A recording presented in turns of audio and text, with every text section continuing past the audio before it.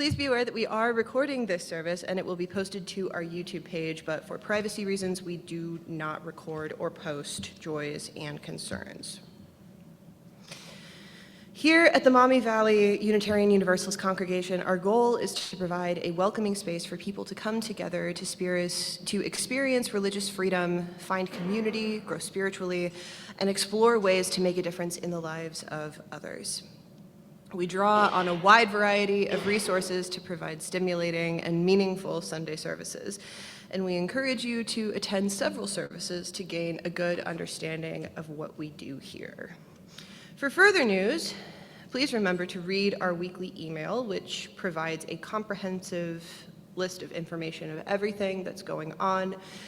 Visitors, or those not signed up for the newsletter, if you'd like to start receiving the newsletter, please make sure to fill out one of the blue cards that is found in the seat back pockets and put it in the box on the greeters table. We've also provided envelopes in the seat back pockets for those who may want to use them during the offertory. Just remember to write your name on it if you want tax credit for your contributions. Everybody say hi.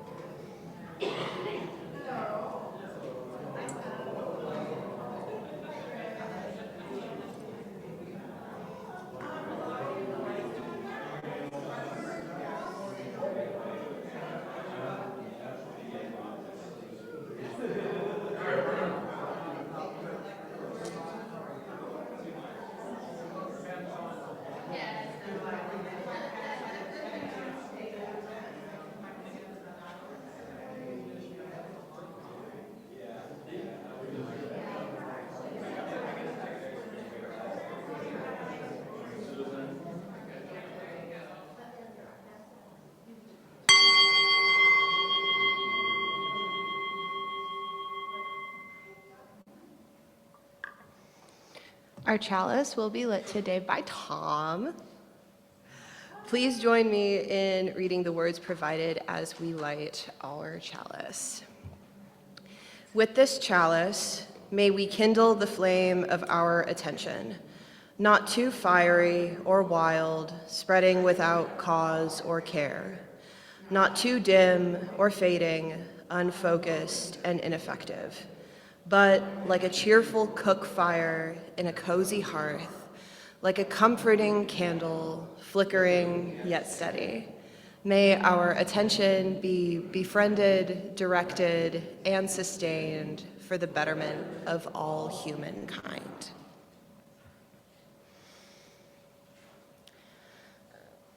It's now time for the sharing of joys and concerns. Tina, please stop recording.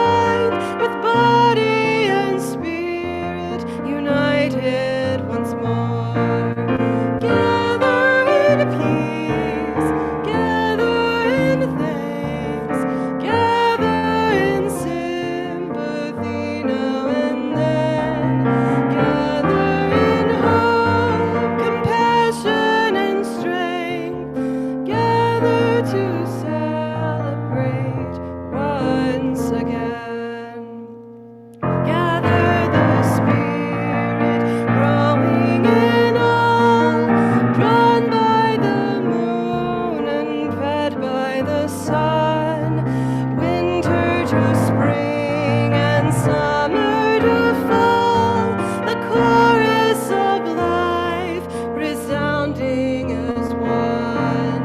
Gather in peace, gather in thanks, gather in sympathy now and then, gather in hope, compassion and strength, gather to celebrate once again. You may be seated.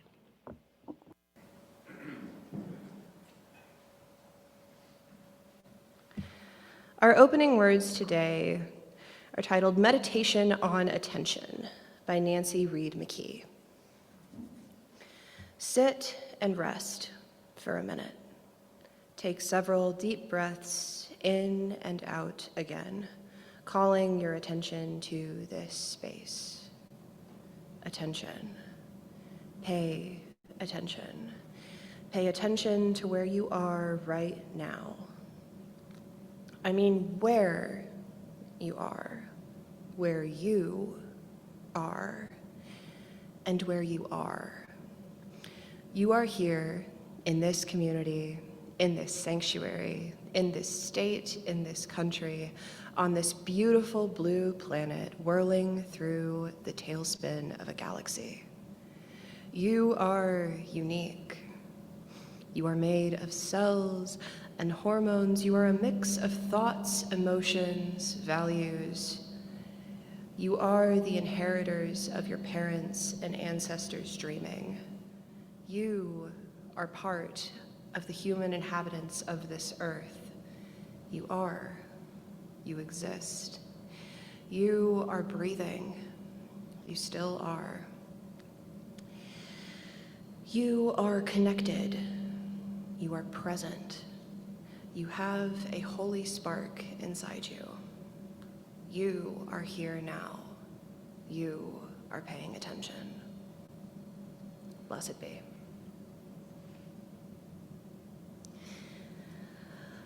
I wanted to start the sharing of my thoughts today with a quote from British journalist and author Oliver Burkeman. Your experience of being alive consists of nothing other than the sum of everything to which you pay attention. At the end of your life, looking back, whatever compelled your attention from moment to moment is simply what your life will have been. So when you pay attention to something you don't especially value, it's not an exaggeration to say that you're paying with your life. Is that perhaps an intense statement to make? Yeah. However, I do think there's merit in the sentiment. Attention. By its definition in the dictionary as a noun, the word means notice taken of someone or something, the regarding of someone or something as interesting or important. It can also be the action of dealing with or taking special care of someone or something. I titled this reflection, Looking Out and Looking In, because while the presence of attention is similar in both scenarios, I found that the application is different depending on where your gaze lands first. In talking about something like this, it can be easiest to start with the self, so that's where I wanted to start, looking in. On a daily basis, how aware are you of what is going on in your body and mind? How much space do you let it take up as you go about your day? Is there anything you purposefully avoid because you don't want to make the time for it? What do you force to wait until later because there are more important things to do? Speaking for myself, there's a lot that I force down and away because I feel as though I can't make time for it. I constantly feel like my brain is moving a million miles a minute, seemingly both to never be able to pick a specific thing to focus on and hyper-focusing on one thing. And as shocking as it may be, I walk with quite a bit of fear and apprehension in my brain space, more than I want to admit there is. I forced myself to hide it, or at least compartmentalize it away, because I have other things that take up my day that are not staring at the wall, ruminating about everything I'm afraid of and what it means for me to be afraid of it. I know that I'm not alone in that, both from a human standpoint and a generational standpoint. It seems to be a hallmark of adulthood that when you reach an age where you can see what adulthood is, which is a lot more figuring out as you go than anyone would ever want you to think, there's suddenly so much more that you have to keep track of. Which I suppose leads me to the other side of this conversation, looking out. And boy, howdy, is there a lot to look at nowadays. Growing up in the age of the internet has proven to be both a blessing and a curse of sorts. For the blessings, we have so much information at our fingertips. Everything is streamlined and relatively easy to find, and wanting to look something up doesn't require going through a card catalog to find a book that might contain the answer that you need. As far as the curses, we have so much information at our fingertips. It seems that we are paying for the ability to access things we once owned, the rise of AI posing a threat not only to our collective cognitive function, but to the planet, and there's a collective disconnect from interpersonal connection due to the overwhelm of constantly being plugged into everything that's going on. I've also noticed that there's a lot of pressure placed on being tuned in all the time to all the world's problem. There's a war, potential energy crisis, the space mission landed successfully yesterday, ongoing atrocities in at least 5 different countries. The cost of living is higher than it's ever been. I could keep going for the next 5 minutes, but it would get a little too political if I did. It seems our attention has been demanded as a form of bearing witness and as a call to action to make sure that we can stop this snowball before it gets bigger. And I don't know about you, but that is feeling like a taller and taller order each day. And these musings are great and all, but they really just boil down to, what do I do? How can I best take care of myself while still advocating for the causes I care about, and make sure all my daily tasks get done, and stay as politically informed as I can without going crazy, and still make room for joy and hope and fun? I don't know. I have no idea, because truthfully, I am struggling to do just that. But when the weight of the interconnected web feels too heavy, when the spider silk feels more like lead pipes, I constantly force myself to remember that where attention goes, or as Tony Robbins popularized, where focus goes, energy flows. Is there a potential for looking for confirmation bias? Maybe, but I think it depends on how you look at it. I don't know about you, but doom scrolling through the news doesn't help me feel like there's any hope in the world, and avoiding the bad entirely doesn't fully ground me in the difficult moment that we're in, both as a species and a population. I'm also comforted by a quote that was said during the AIDS epidemic. We bury our friends in the morning, we protest in the afternoon, and we dance all night. The darkness and lightness of being human have to coexist together in tandem. It is a delicate balance that sometimes feels quite precarious, but even when barreling down a tunnel you can't see the end of, you see flickers of light before you fully see the way out. So let's revisit the quote that I started with. If paying attention or not doing so can cost you your life, how much time have you traded for seeing the world for only the horrors that it holds? How much have you traded for seeing the good? Would you feel comfortable putting your life on the line if you had to choose to only see one in the name of trying to be the kind of good person society wants you to be? There is no harm in admitting that looking out and looking in both are costly to our personal energy. It requires effort, work, and emotional space that we don't always have the resources to spend. But as I've been told, some things worth having and doing require hard work. It requires effort to show up and see the balance of good and evil for what it is. A never-settling scale whose plates sometimes look heavier, even if you just look away for a millisecond.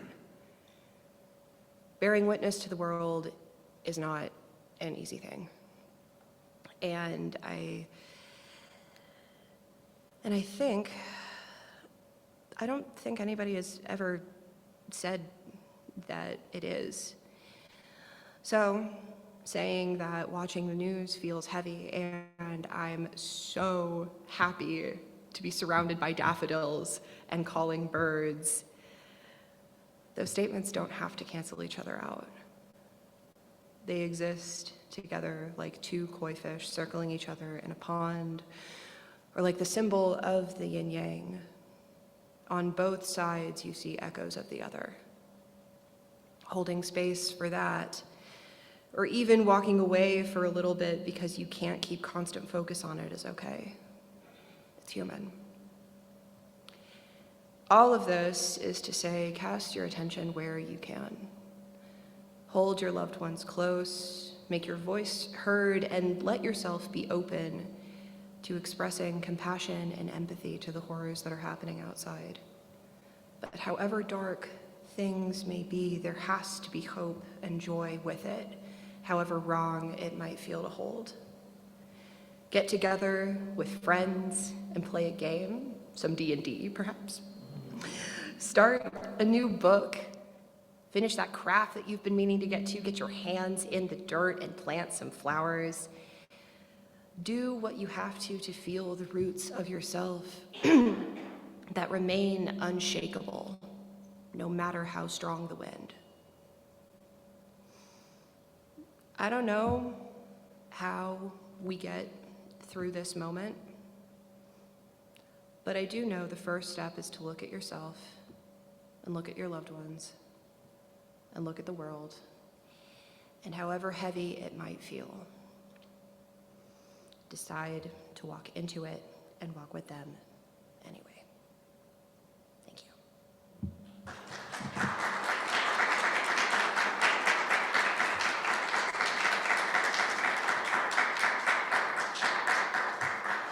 We'll enter a brief moment of silence now, so let us pause to honor the silences of the world while we enter a brief time of quiet reflection and meditation.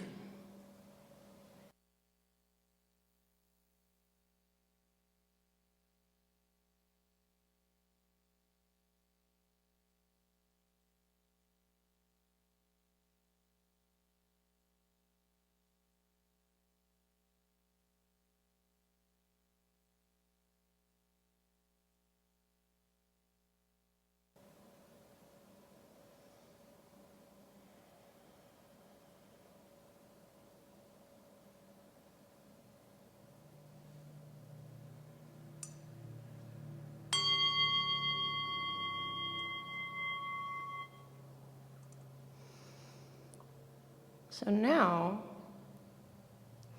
I'm going to put my college degree to use and play some Bach for you guys. The piece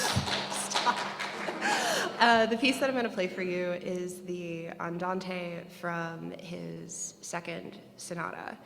And while I'm playing, I want you to sit and be present with yourself and treat the music that I'm making more as a soundtrack for meditation. You can be as attentive or unattentive as you want, but make space for yourself to just be.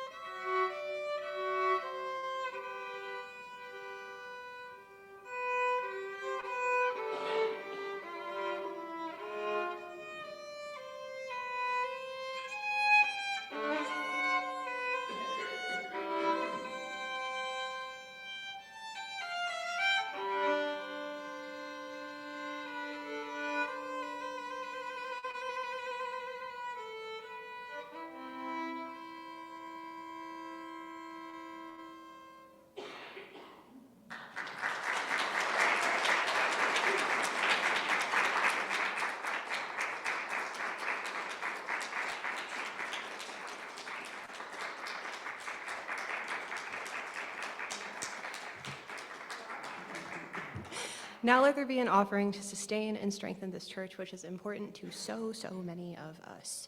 We gratefully dedicate this offering to the good of the church, the wider community, and our world. If you make automatic pledge payments and would like to indicate this support, please place one of the yellow cards in the basket. If you'd like today's contribution to count towards your annual pledge, please place it in an envelope with your name on the front so we know who to credit it to.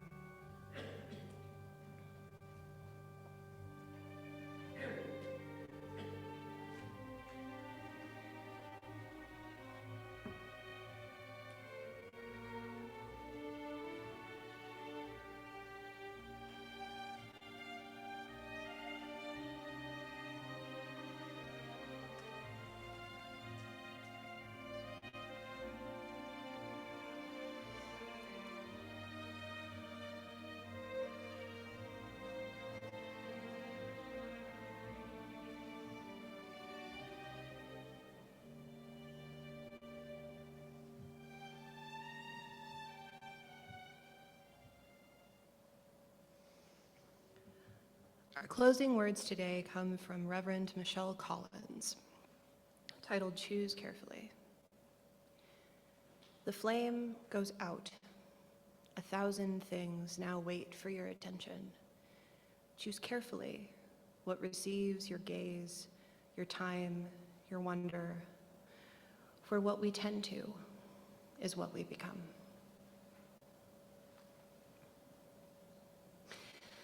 And as we disperse following service, let us carry the flame of the chalice into the world, serving others with love and a sense of justice. Join me in reading the words provided as we extinguish the chalice. As you leave this space made sacred by our presence, may your practice the art of truly noticing yourself with honesty, others with compassion, the world with clear eyes. Remember that attention is love made deliberate. So with courage to look closely, stay present, to let what you witness reshape you, as well as the world. Before our closing song, we've got some time for announcements. So if you have one, come up here and make it.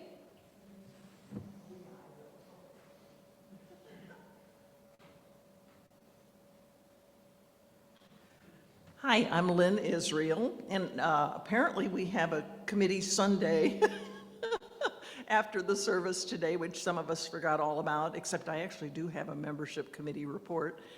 So if anybody else would like to stick around and tell us what's happening in the various committees, that would be great. I will present an exciting membership report. Let's see here. We're having, and this is part of the membership report, we're going to have a celebration of new members next Sunday. Yes, and we already have 3 people who've agreed to participate, and I sent out messages to 4 other people asking if they wanted to join and wanted to be part of the celebration, so I'm still waiting to hear back from those people. Let's see here. I'm having a planting day Wednesday morning, April 15th from 10 to 12. We've got some new rhododendron bushes that I bought that need to be planted, some weeding that needs to be done, and I've got about 20 perennials that I purchased that need to get planted. I can't do this all by myself, so if anybody can join me Wednesday morning or has another time that they can join me, that would be wonderful. Just let me know. And turn in your pledges today, please, so that you can put your name on the pledge board. I think that's everything.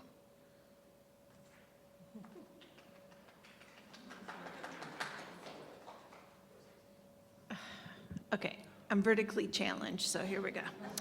I'm Tina Jones, and I'm in charge of I head the SSC committee, but it's really just a group effort. We are having our meeting via Zoom tonight, and I kept getting the time wrong on the service slideshow. It said 6:30, wrong. It's at 6 because it's a Sunday and we all need to wrap it up early so we can enjoy the last minutes of freedom before some of us have to go to work. So that's it. Thank you.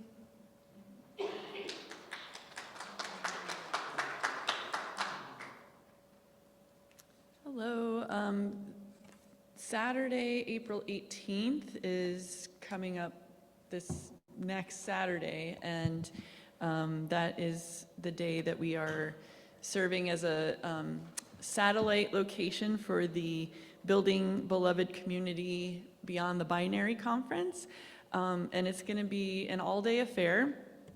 And we already have some wonderful volunteers who have signed up on the volunteer sign-up sheet, so thank you to you.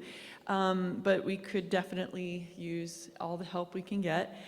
So if you are available for even a couple of hours, even 1 hour, or if you're available to contribute food for this conference, we would very much appreciate it. There's a sign-up sheet that I am going to put on the greeters table in the front, or it's been living there, but it's going to be on the greeters table in the front entryway, and we would really appreciate your help.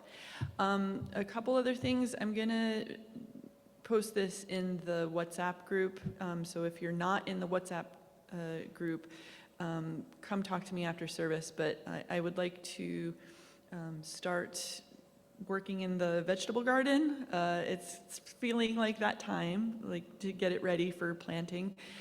So after April 18th, a Saturday or Sunday, we'll probably do that. And also there's been talk of doing another cleanup of our mile of the Slippery Elm Trail.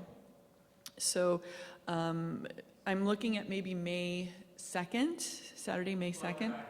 Oh, never mind. Yeah, I was worried about that. So that's, yeah, not gonna happen. But yeah, maybe another weekend in May, because I'll be out of town for a couple weeks. So I'll post up to the WhatsApp group. Thanks.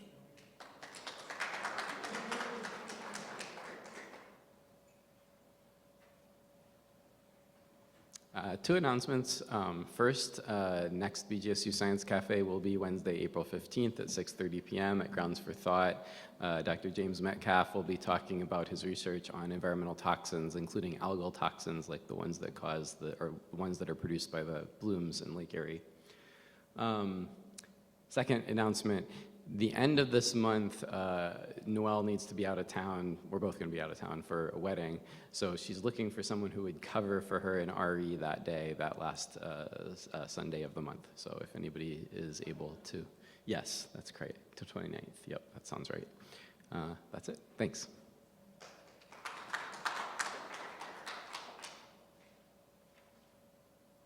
See, Matt, you said something about May 2nd being the, what, end of the pledge drive? Huh? Blood drive. Okay, I thought, yeah, okay, blood drive. All right, I heard pledge drive. Sorry about that. Okay. Last Sunday, 10 people, 10 pledge units turned in their pledges, put them in that box. I made a list of who those 10 people are, and they need to come see me at the pledge board. You will pick out your heart and put your little name stamp on your heart, and it includes Susan and Rick Rogers, Robin Perry, Tom Edge, Shannon Yurka, Steve and I, Kevin and Noelle, Tina, Buffy, Becky Croak, she's not here, Lisa Merrill and Bob Price, they're not here either. But if you're here, come see me.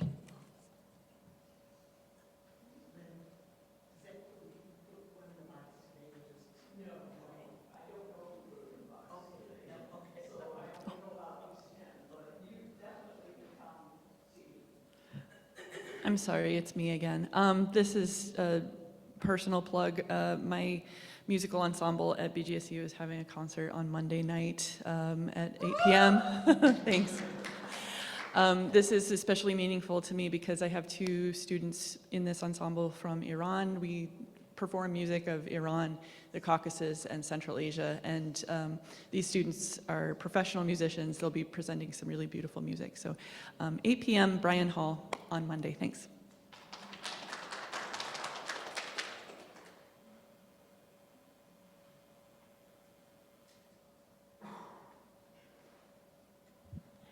I'm still Ruth, and I'm collecting signatures for people who are registered in Wood County to vote.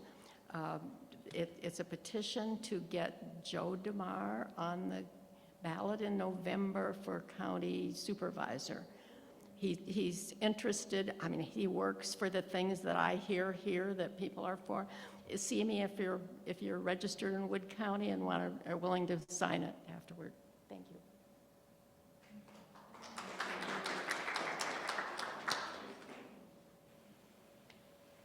Do we have any announcements from the land of Zoom? No announcements from the land of Zoom.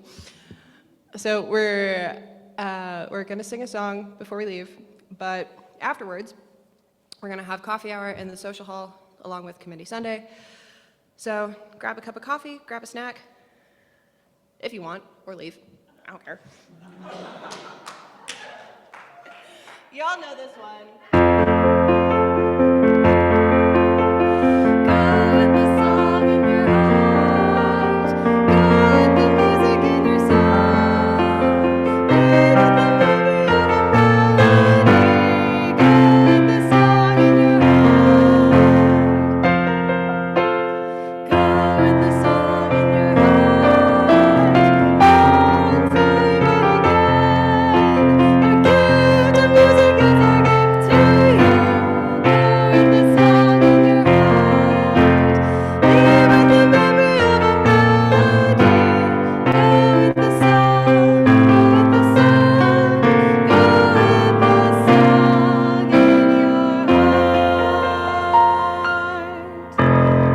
Blessed be y'all. Happy Sunday.